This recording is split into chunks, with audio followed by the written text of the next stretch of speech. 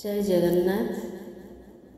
राजा परीक्षित को सुखदेव भागवत कथा शुणुंट यपरी 6 दिन बीती जाइए एवं सर्पकटारे मृत्यु होगा मात्र गोटे दिन बाकी अच्छी तेबे भी राजा शोक आ मृत्युर भय कम होनी। तापर सुखदेव जी राजा को गोटे सुंदर कथा कहते जे राजा मन ध्यान पूर्वक जो कथाटी कहूँ शुणिमु एवं तार उत्तर मध्य प्रतिबदल मत कह। जड़े राजा जंगल को शिकार करने को गले रास्ता भूलीगले रात्रि हो गला जीवाको मुंड छुपेवाई गोटे आशा भी खोजिले। किछि दूर गला तांको नजर गोटे सुंदर कुड़ियाटी पड़ा। सेठारे एक रोगग्रस्त शिकारी रहूला। से कुड़िया भितर मलमूत्र त्याग करने को गोटे स्थान बनई रखिथिला एवं निजर खाइबापी पशु मांस कुड़िया छात्र टांगिकी रखिथिला। यह भी बहुत देखा छोट आ दुर्गंधपूर्ण कुड़ियाटी। ताकू देखि राजा प्रथमे अस्वस्तिकर अनुभव कले किंतु कौन आश्रय न थिबारु से विवशतावशतः शिकारीर कुड़ियारी रात्रिटी कटिबापी प्रार्थना कले। तेबे शिकारीटी कहला, हे राजा मु भटकी जाइथिबा पथाचारी मानक प्रायतः आश्रय दे थाए किंतु द्वितीय दिन जीवा पर से बहुत समस्या सृष्टि करते।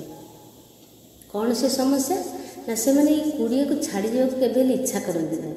मुझे यही जंजाल पड़ा को चाहूनी तेणु आपण को मु आश्रय दे पारुनी। राजा तांको प्रतिश्रुति देले जे सेपरी करिवे नाही।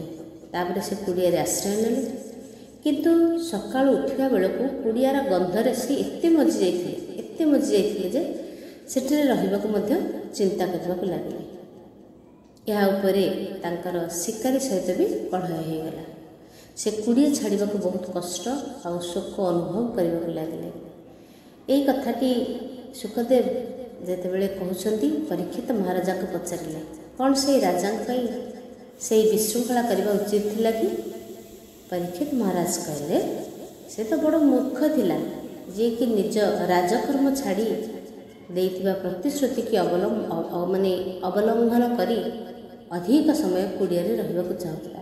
सतरे से राजा किए थिला एते बड़ बोका।